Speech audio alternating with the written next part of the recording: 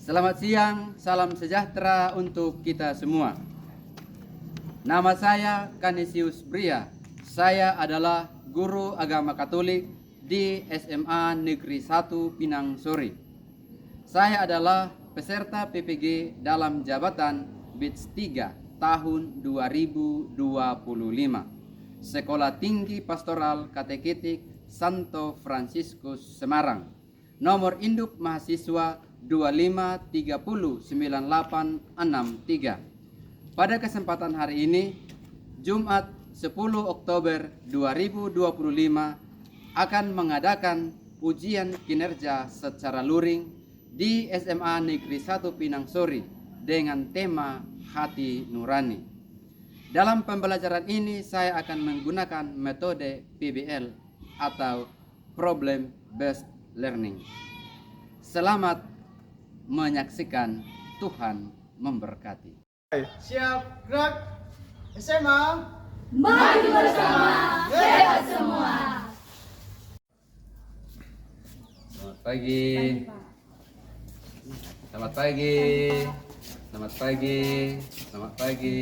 Selamat pagi. Selamat pagi. Selamat pagi. Selamat pagi. Pagi. Pagi. Pagi. Selamat pagi. Selamat pagi. berdiri. Siap, gerak. Beri salam. Selamat pagi. SMA Maju bersama, hebat semua. silahkan duduk.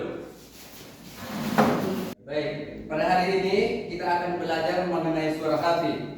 Tapi sebelum kita memulai pelajaran kita mengenai suara hati, marilah kita mengawali pelajaran kita ini dengan berdoa dan bernyanyi. Marilah kita berdiri. Jadikan hatiku istana cintamu. Serlius memimpin kita dalam doa. Nyanyi pada kita berdoa. Dan salib. Bapa yang Maha Baik, puji dan syukur kami panjatkan kehadirat-Mu atas berkat dan rahmat-Mu, sehingga Kau perkenankan kami berkumpul di tempat ini untuk melaksanakan tugas kami sebagai pelajar. Kami mohon padamu ya Bapa, dampingi dan bimbinglah kami, curahkanlah Roh Kudus-Mu ke dalam hati kami, sehingga dari pagi sampai siang nanti kami dapat belajar dengan baik. Kobarkanlah semangat belajar kami, sehingga dengan semangat itu kami dapat mengatasi godaan-godaan yang menghambat tugas-tugas yang harus kami lakukan. Marilah kita bernyanyi bersama. Siapakah 1, 3 ya? Siapakah aku di hadapan-Mu Tuhan? Kau curahkan cinta-Mu. Serahkan hatiku bagimu. Cinta-Mu setia selalu. Panaskah ku menyambut tubuh darah-Mu. Oke, baik, silakan duduk. Oke, sebelum kita melanjutkan pelajaran kita, marilah kita mendengarkan. Saya akan mengabsen satu persatu. Arnold, Hadir Pak. Margaret, Hadir Pak. Helena, Hadir Pak. Jelita, Hadir Pak. Renata. Hadir Pak. Oke, semuanya hadir. Tidak ada yang sakit ya? Adik-adik, sebelum kita melanjutkan pelajaran kita pada hari ini, marilah kita mengingat kembali materi kita minggu yang lalu. Kira-kira siapa yang masih ingat materi kita minggu yang lalu? Oke, Margaret. Materi kita minggu lalu Pak, keluhuran manusia sebagai citra Allah. Oke, keluhuran manusia sebagai citra Allah. Ada lagi yang masih ingat? Pasti, silakan. Menyatakan bahwa manusia diciptakan menurut gambar dan rupa Allah. Manusia diciptakan menurut gambar dan rupa Allah. Nah, sekarang kita akan melanjutkan pembelajaran kita mengenai suara hati. Tapi sebelum kita lanjut kepada materi kita mengenai suara hati, maka sebaiknya kita melihat dulu apa sebenarnya yang mau kita pelajari dari suara hati ini. Maka setiap pembelajaran ada tujuan pembelajaran itu sendiri. Tujuan pembelajaran itu di sini ada 4 yang mau kita capai dalam proses pembelajaran ini. Yang pertama, peserta didik mampu memahami peran dan fungsi daripada suara hati itu. Jadi suara hati kita itu memiliki peran dan fungsinya bagi diri kita sendiri. Yang kedua, bersyukur kepada Allah atas karunia suara hati, bahwa kita memiliki hal yang sangat istimewa, maka kita mensyukuri itu. Yang kedua, disiplin terhadap suara hati. Jadi kita telah memiliki suara hati, maka kita harus menjaga dan kita melaksanakan segala sesuatu dengan mendengarkan bisikan suara hati itu sendiri. Lalu yang terakhir adalah mewujudkan suara hati dalam kehidupan sehari-hari. Jadi nanti setelah kita mengetahui fungsi suara hati, peran suara hati, maka kita akan mengetahui apa itu suara hati dan kita akan wujudkan itu dalam kehidupan kita sehari-hari. Nah, sebelumnya itu ada beberapa pertanyaan yang mau saya tanyakan. Yang pertanyaan yang pertama, apa yang dimaksudkan dengan suara hati? Jadi inti daripada suara hati ini yang mau kita pelajari dalam proses pembelajaran pada siang hari ini. Yang pertama itu apa yang dimaksudkan dengan suara hati. Yang kedua, apa fungsi suara hati dalam kehidupan kita. Fungsi suara hati dalam kehidupan kita. Yang ketiga, apa itu suara hati menurut ajaran Gereja Katolik. Dalam hal ini nanti kita akan melihat mengenai Katekismus Gereja Katolik dan Lumen Gentium artikel ke-16 yang akan menjelaskan bagaimana peran suara hati itu sendiri. Lalu bagaimana sikap kita terhadap suara hati itu. Itu mengenai pertanyaan untuk kita bisa renungkan, untuk kita masuk pada materi kita yang akan kita bahas. Nah, dalam proses pembelajaran ini sampai dengan selesai, maka kita akan belajar dengan model pembelajaran PBL atau Problem Based Learning.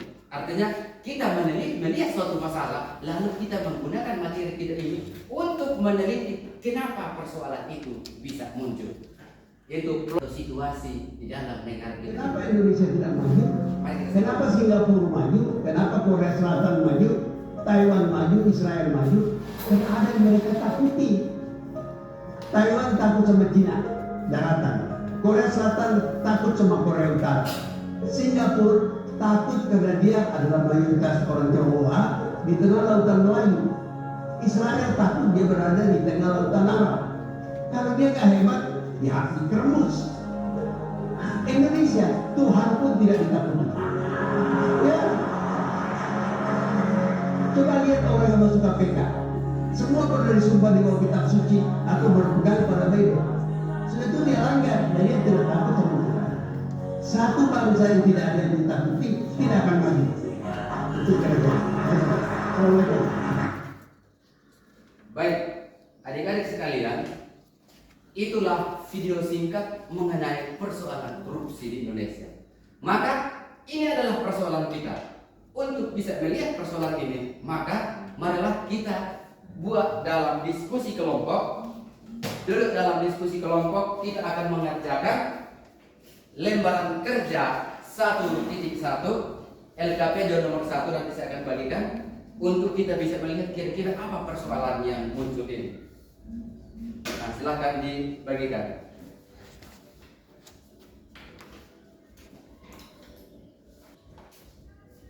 Ya, itu kolomnya itu udah langsung dikerjakan. Lalu itu di atas ada pilihan ganda 5. Lalu baca jawabannya dengan bagus, lalu dituliskan di sampingnya dengan baik.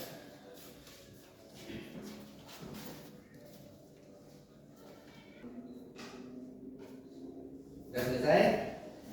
Belum? 15 menit waktu kita. Maka adik-adik sekalian, untuk itu kita akan mendalami secara lebih mendalam dengan membacakan kitab suci surat Rasul Paulus kepada jemaat di Roma bab 2 ayat 14 sampai dengan 16. Silahkan buka kitab sucinya, silahkan buka kitab suci. Roma bab 2 ayat 14 sampai dengan 16. Kira-kira persoalan ini bertentangan atau tidak? Tadi sudah kita lihat sepintas, tetapi sekarang kita mau melihat apakah proof itu bertentangan. Maka marilah kita baca bergantian. Kelompok 1 membacakan ayat yang ke-14, kelompok 2 membacakan ayat yang ke-15, kelompok 3 membacakan ayat yang ke-16. Mulai dari kelompok 1. Silakan. Apabila bangsa-bangsa lain yang tidak memiliki hukum Taurat oleh dorongan diri sendiri melakukan apa yang dituntut hukum Taurat, maka walaupun mereka tidak memiliki hukum Taurat, mereka menjadi hukum Taurat bagi diri mereka sendiri. Oke, kelompok 2.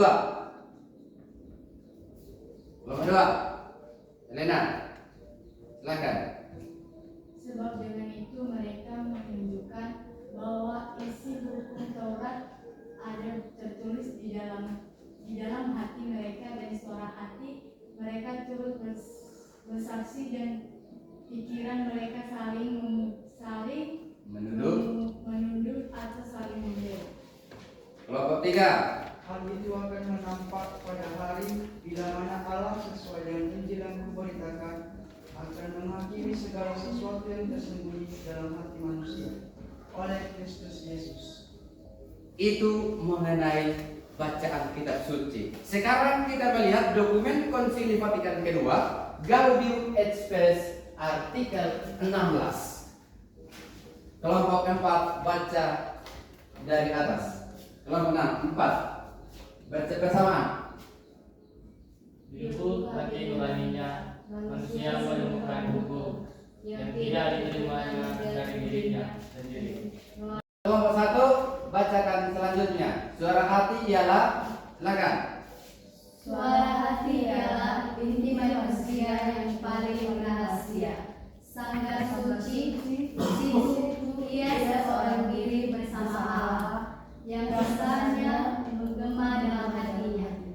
Adik-adik sekalian, kita telah membaca kitab suci maupun dokumen gereja dari Konsili Vatikan kedua dan Katekismus Gereja Katolik. Maka untuk selanjutnya kita akan mengerjakan LKPD 21.2 untuk kita bisa melihat seperti apa yang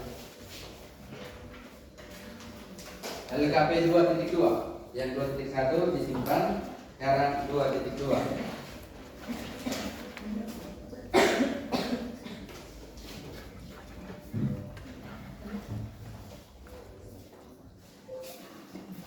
LKP 2.2 dikerjakan dalam kurun waktu 20 menit. Lalu ditelaah dengan baik, lalu dilihat seperti apa pertanyaannya dan bagaimana kita bisa melihat secara bersama. Yang pertama itu pertanyaan, apa arti suara hati menurut kutipan di atas? Suara hati. Yang kedua, apa hubungan suara hati dengan Allah Roh Kudus? Dan yang ketiga, apa konsekuensinya bagi kita apabila kita menuruti atau tidak menuruti suara hati? Lalu yang berikut, apa hubungan suara hati dengan kasih kepada sesama? Dan yang terakhir, apa fungsi suara hati? Ini siapa ini? Oh, komunitas ya. Oh, itu yang satu. Yang dua udah Pak? LKPD 2? Udah? Belum dapat? Ada satu.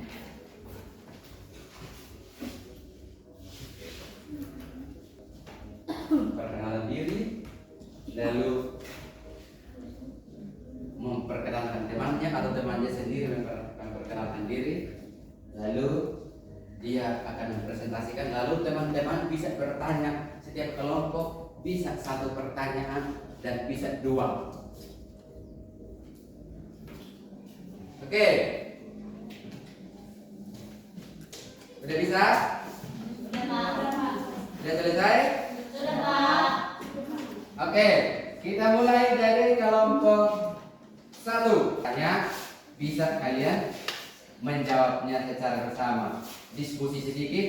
Oh, ini jawabannya kayak gini, bisa kalian jawabkan secara bersama. Silahkan perkenalan dari kelompok berapa, lalu siapa, bagaimana, silahkan. Siapa moderator? Siapa mempresentasikan? Waktu dipersilakan. Baik, sebelum kami mulai presentasi kami, terima salam dari kami. Selamat siang. Selamat siang. Baik, sebelum kami memulai presentasi kami, kami akan memperkenalkan diri. Perkenalkan, nama saya Jelita Batee. Saya sebagai moderator. Dan di samping saya bernama Rosida Situmarang. Saya bernama Margaret Tagalung. Saya bernama Rastiandini. Baik, pertanyaan yang pertama akan dijawab oleh teman saya. Dipersilakan. Baik, hasil diskusi kami tadi tentang materi suara hati ialah inti manusia yang paling rahasia, sangkar suci yang di situ ialah seorang diri bersama Allah yang pesannya menggema dalam hatinya. Suara hati juga berperan untuk membedakan antara yang baik dan yang buruk, serta untuk membuat keputusan yang sesuai dengan nilai-nilai dan prinsip-prinsip kita.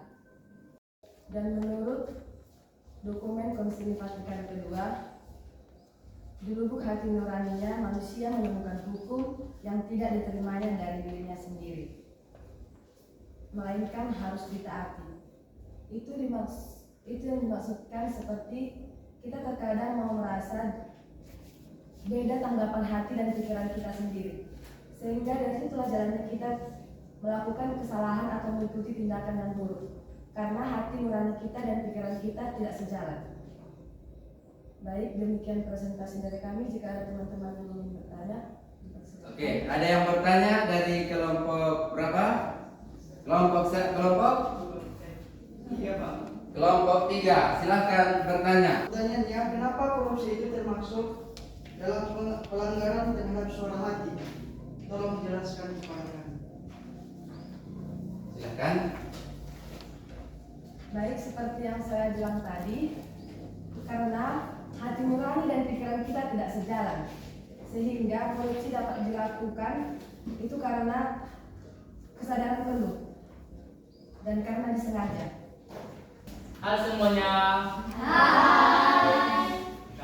Kami berdiri di sini ingin presentasikan tentang suara hati. Sebelum itu, izinkan kami memperkenalkan diri dulu. Perkenalkan, nama saya Arnoldus Fajar Bikaloli. Pertama, suara hati atau hati nurani merupakan daya atau kemampuan khusus untuk membedakan perbuatan baik atau perbuatan buruk. Yang kedua, fungsi hati nurani adalah sebagai pegangan, pedoman, atau norma untuk menilai suatu tindakan, apakah tindakan itu baik atau buruk, pegangan atau peraturan konkret di dalam kehidupan sehari-hari, dan menyadarkan manusia akan nilai dan harga diri.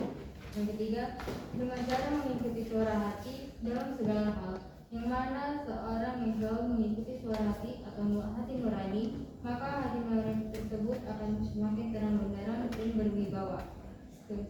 Lalu selalu mencari suatu keterangan pada sumber baik dan benar, contohnya membaca kitab suci.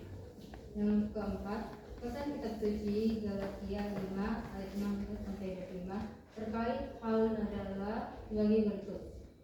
Maka kita harus hidup sesuai dengan suara hati, karena dengan demikian kita menyerahkan hidup kita dipimpin oleh Roh Kudus.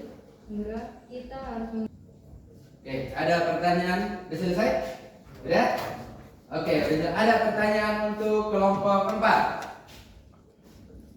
Oke, Margaret, silakan.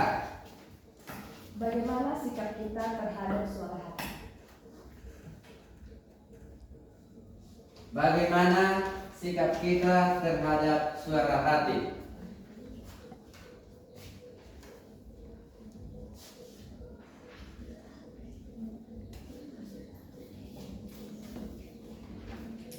Silakan berdiskusi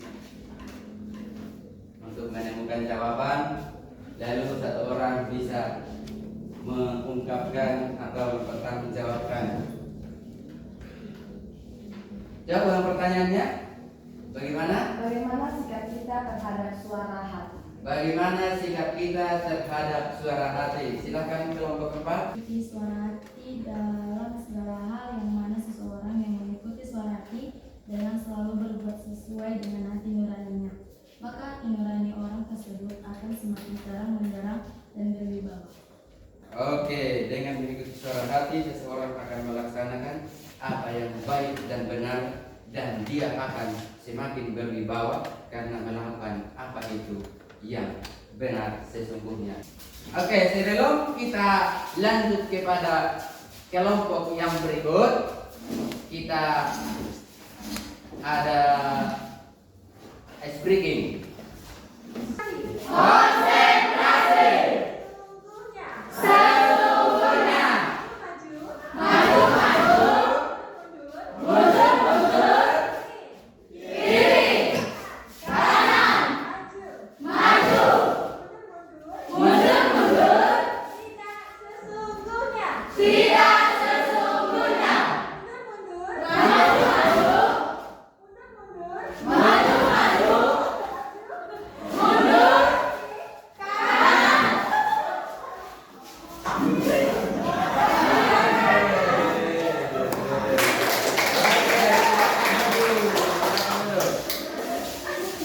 Baik, sekarang karena kita sudah berdiskusi dengan baik, maka sekarang saya akan memberikan satu sepintas mengenai pelajaran yang baru saja kita pelajari. Yang pertama, suara hati itu terbagi menjadi dua,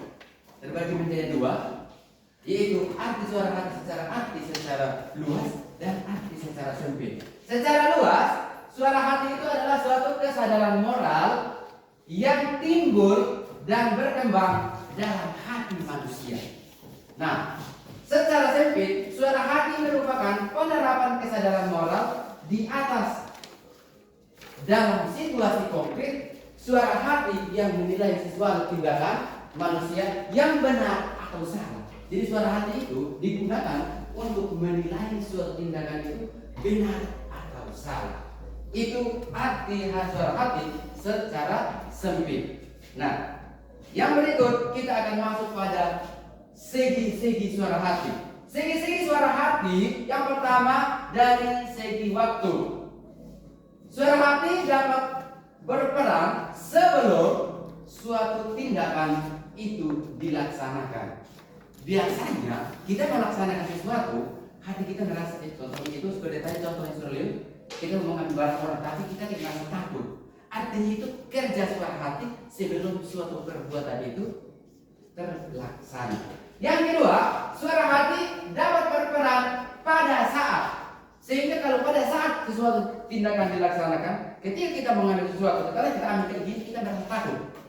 Artinya kadang kita lari atau kita menyembunyikannya. Artinya itu suara hati itu berperan pada suatu tindakan itu kita laksanakan. Dan yang berikutnya, suara hati itu dapat berperan sesudah suatu tindakan itu dilaksanakan. Kalau setelah dilaksanakan, maka kita akan merasa takut, kita akan merasa bersalah, kita akan merasa bahwa apa yang saya laksanakan ini tidak benar. Jadi kita merasa berdosa dan merasa kayak bagaimana cara untuk saya bisa menghindar dari sini. Maka kita akan selalu merasa bersalah. Dan yang ketiga, dari segi benar tidaknya. Suara hati benar jika suara hati kita cocok dengan norma objektif. Norma objektif artinya kebenaran secara umum itu kita lakukan sesuatu benar secara umum. Yang kedua, suara hati keliru jika suara hati kita tidak cocok dengan norma objektif.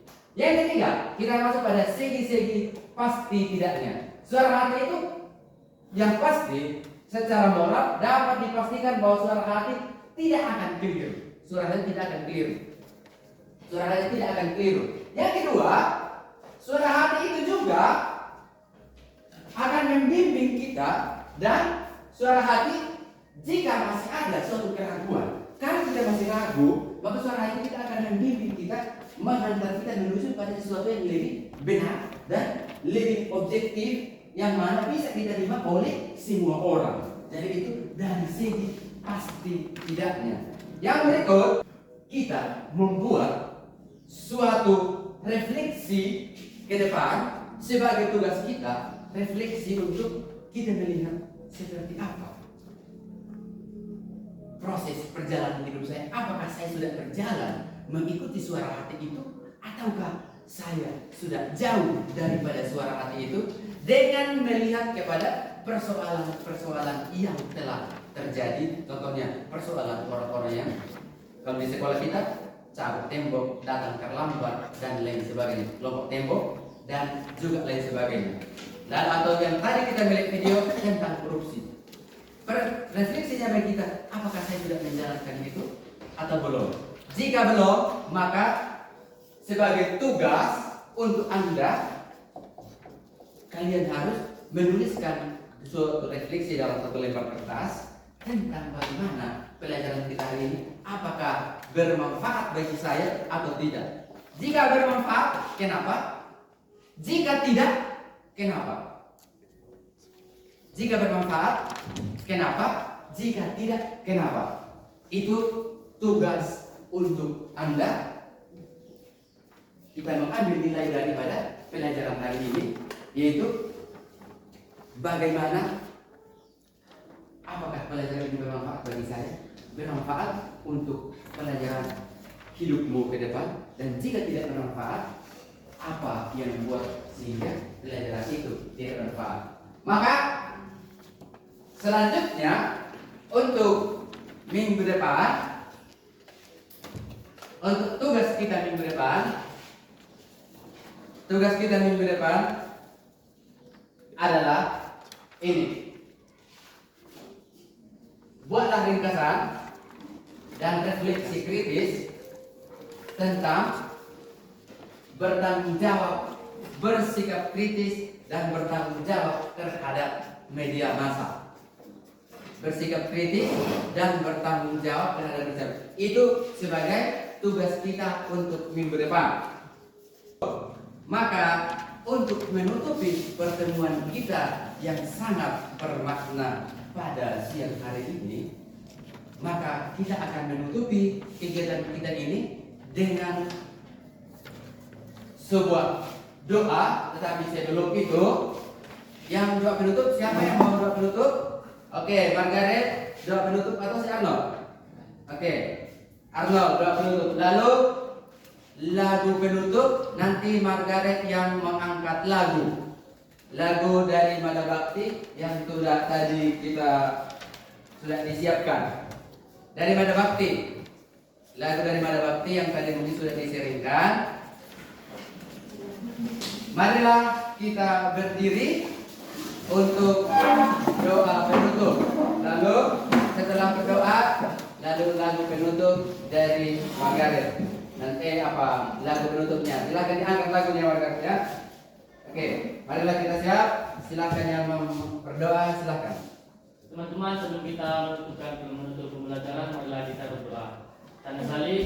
Nama Bapa dan Putra dan Roh Kudus. Amin. Ya Tuhan, kami berterima kasih kepadamu atas berkat-Mu tadi kami mulai pelajaran hingga sampai sekarang. Tuhan, kami sebentar lagi menutup pembelajaran ini, dan Engkau memberi kami kesehatan agar bisa sampai ke rumah kami masing-masing. Hanya ini doa anak Tuhan dengan perantaraan Yesus Kristus Putra-Mu. Amin. Tanda salib. Nama Bapa dan Putra dan Roh Kudus. Amin. Kita 1 dan 3. Betapa kita tidak bersyukur